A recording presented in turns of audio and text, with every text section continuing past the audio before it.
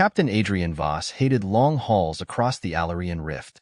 The narrow strip of navigable space between the crumbling remains of a supernova had earned a reputation for being a pirate's haven, and he wasn't eager to add his small cargo ship, the Raptor's Grace, to the growing list of ghost ships.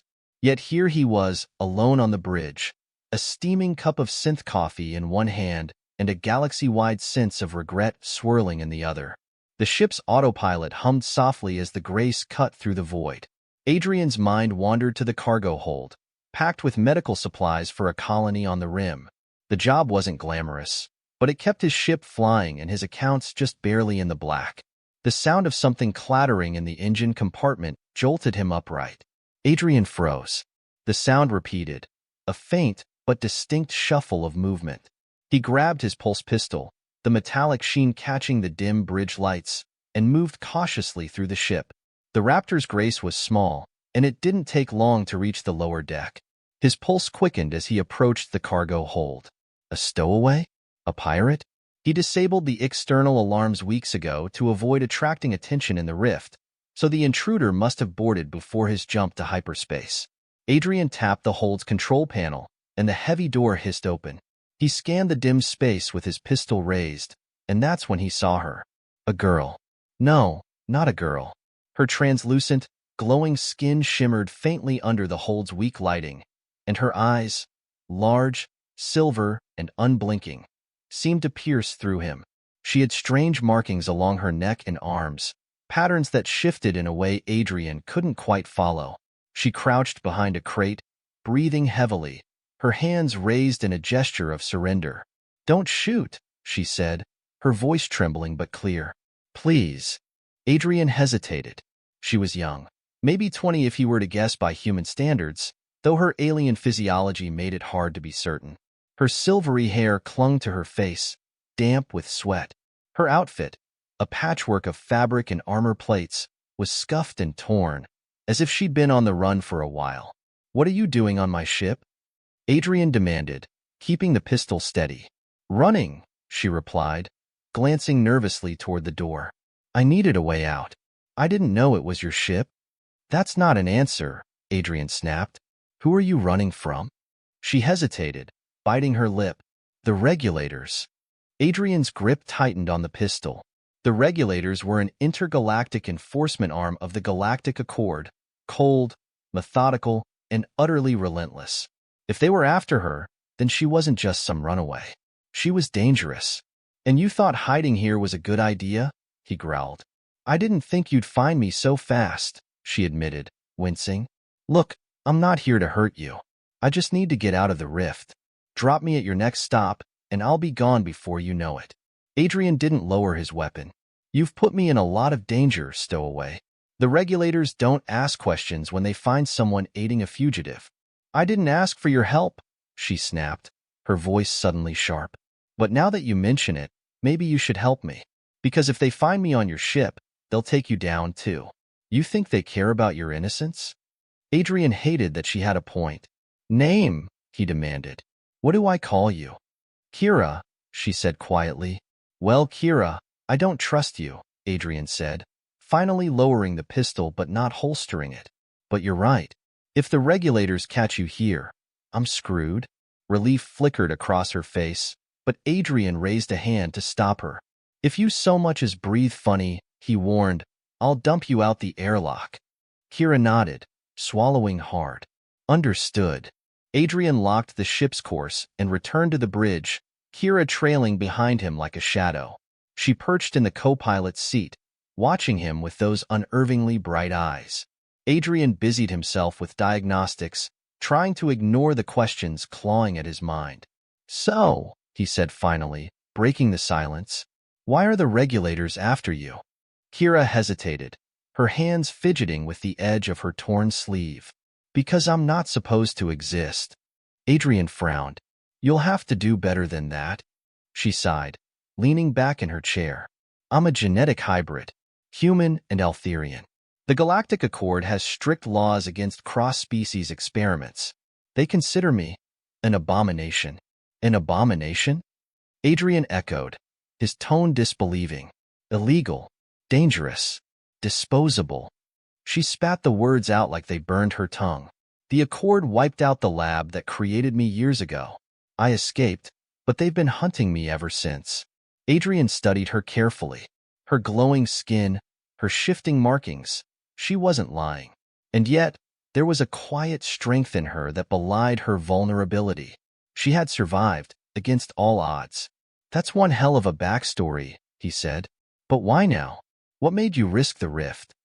Kira hesitated, her expression darkening. I stole something from them. Something important. Adrian's stomach sank.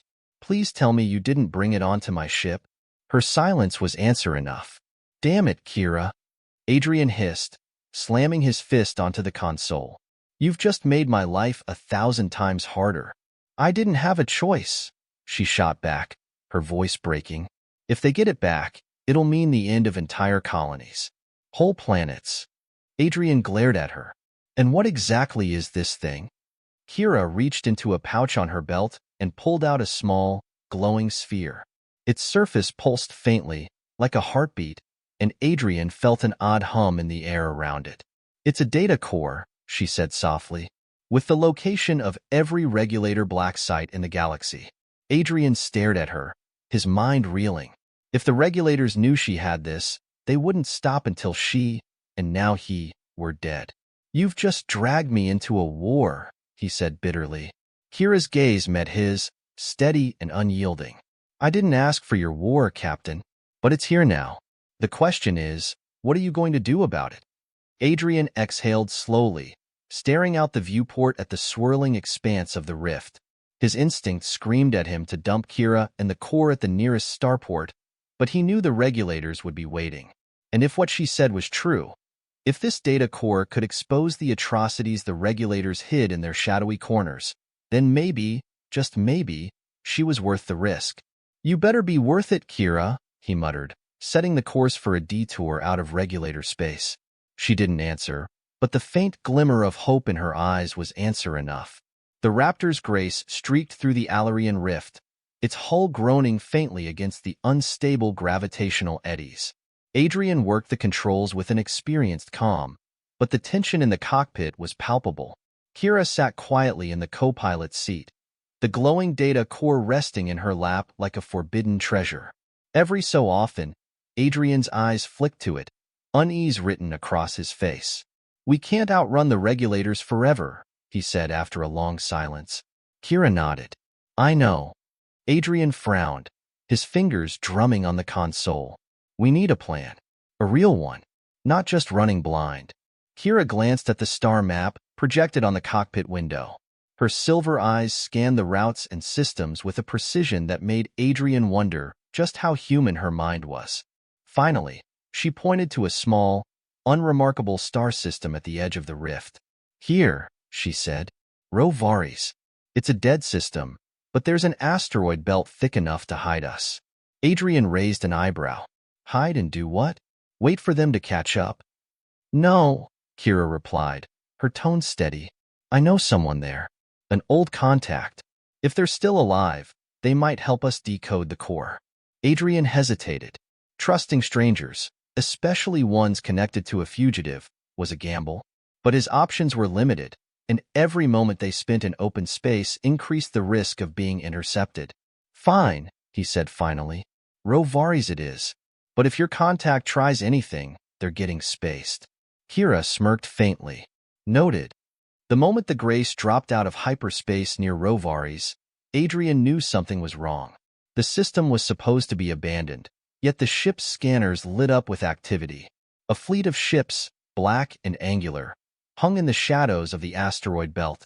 Their profiles didn't match any known pirate clans or mercenary groups. Regulators? Adrian asked, his voice tight. Kira shook her head. No, this isn't their style. As if in answer, a transmission crackled over the comms. A deep, gravelly voice filled the cabin. Unidentified vessel, this is Commander Draxus of the Shadow Fleet. Power down your engines and prepare to be boarded. Adrian cursed under his breath. Shadow Fleet? Never heard of them. They're off the books, Kira said, her voice low. Mercenaries, bounty hunters, defectors, they don't answer to anyone. Adrian's grip tightened on the controls. And they're after you, I assume. Probably, Kira admitted. But they might not know it's us yet. Adrian leaned forward, his mind racing. He could try to bluff his way past them, but one wrong move and the Grace would be torn apart. The ship wasn't built for combat. Can we hide in the asteroids? He asked. Kira studied the tactical display. It's risky. Their ships are faster and better equipped. Adrian's jaw tightened. We don't have a choice.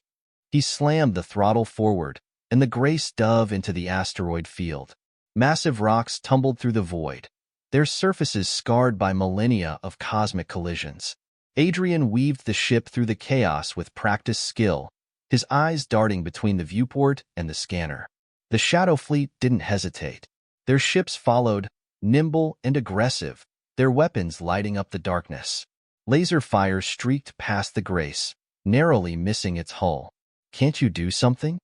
Adrian shouted, his knuckles white on the controls. Kira jumped to her feet and rushed to the tactical station. Her fingers flew over the interface, bypassing Adrian's security protocols with unsettling ease. The ship's defenses sprang to life, automated turrets and countermeasures deploying as she rerouted power to the shields. Hold them off for 30 seconds, she said. I can overload the asteroid's magnetic fields and create a distraction. 30 seconds is an eternity right now. Adrian barked, but he held the course. The Grace's turrets fired back, their shots ricocheting off the Shadow Fleet's shields. One of the pursuing ships got too close to an asteroid and clipped its wing, spiraling out of control. The rest pressed on, undeterred. Almost there, Kira shouted. An alarm blared as a missile locked onto the Grace. Adrian threw the ship into a sharp dive, the missile streaking past and detonating against an asteroid. The explosion sent a shockwave rippling through the field. Now, Kira yelled. Adrian glanced at the scanner and saw the asteroids around them glowing faintly, their magnetic field surging. A moment later, they erupted in a chaotic storm of debris and energy. The Shadow Fleet's ships scattered, their formation shattered. Nice work, Adrian muttered, his heart pounding as he steered the Grace out of the chaos. But they'll regroup. We need to get to your contact fast. Kira nodded, her expression grim. I just hope they're still alive. The Grace touched down on a small asteroid, its surface riddled with ancient mining facilities long abandoned. Adrian and Kira disembarked, their breath misting in the cold, thin air. The facility loomed ahead, its rusted doors barely holding against the vacuum.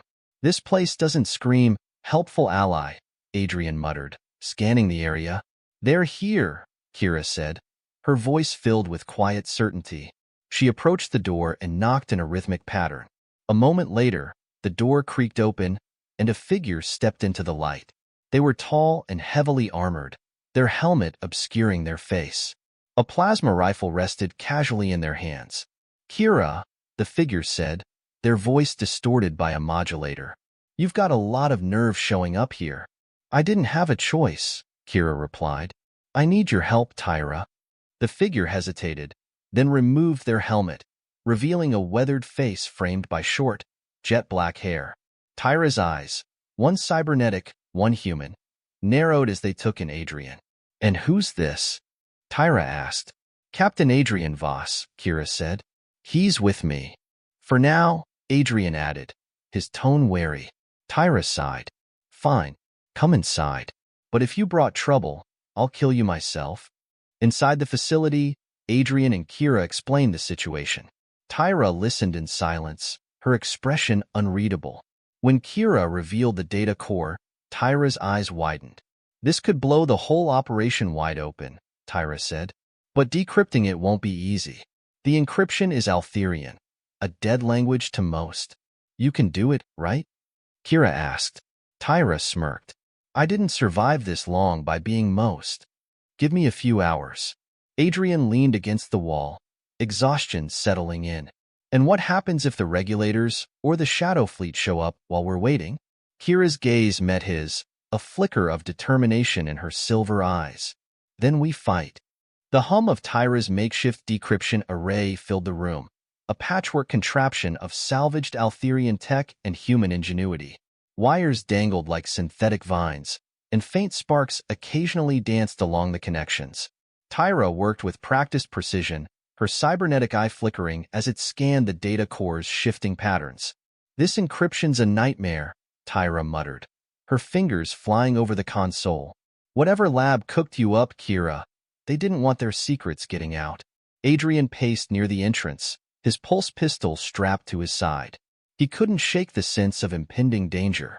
The Shadow Fleet wouldn't have given up, and the regulators likely weren't far behind. "How long?" Adrian asked. Tyra shot him an annoyed glance. "You can't rush brilliance, Captain, unless you'd like to try your hand at cracking ancient Altherian encryption." "Point taken," Adrian said, throwing up his hands. Kira sat on a crate nearby, her knees drawn up to her chest. She had been quiet since they'd landed, her usual defiance replaced with a weariness that Adrian hadn't seen before. "You okay?" Adrian asked, sitting down next to her. She hesitated, then nodded. "Just thinking." "About what?" Kira's eyes didn't meet his. "About how many people I've dragged into this mess. You, Tyra, others before you. People always end up paying the price for helping me." Adrian leaned back against the wall, his expression softening. "If you're trying to scare me off, you're wasting your time. We're in this together now, whether I like it or not." Kira finally looked at him, a faint smile tugging at her lips.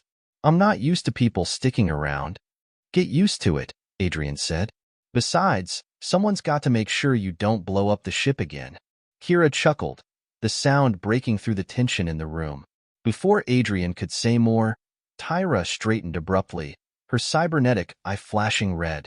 "Got it," she announced, holding up the now-dormant data core. Kira was on her feet instantly. "You decrypted it?" Tyra nodded, her expression grim. "And it's worse than I thought. The core doesn't just have the locations of regulator black sites. It has full records, experiments, detainee rosters, and weapon prototypes." Adrian frowned. "Weapon prototypes?" "Biological weapons," Tyra said, her voice low. "The regulators have been engineering cross-species viruses, tailored to wipe out entire populations.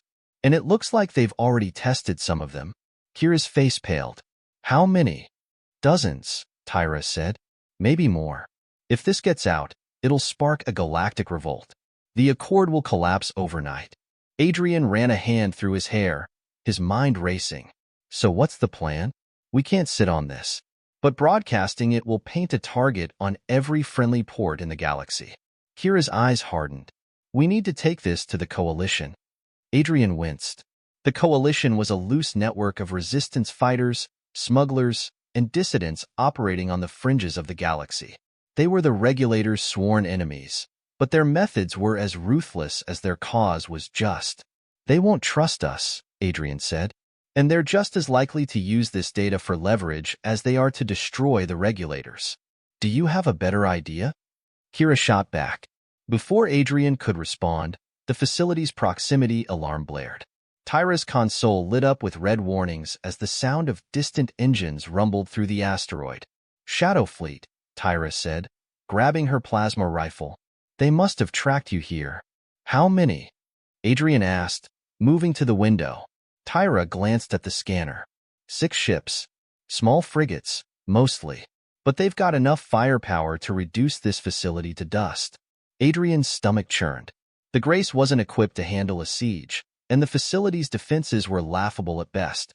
"We can't fight them head-on," Kira said, her voice calm but firm. "Then we don't," Tyra replied, slinging a pack over her shoulder. "We use the chaos to escape." Adrian frowned. "Escape how?" "They'll be watching the landing zone." Tyra grinned, her cybernetic eye gleaming. "That's why we're not using the landing zone." She led them through the facility, past rusted corridors and storage rooms filled with obsolete equipment.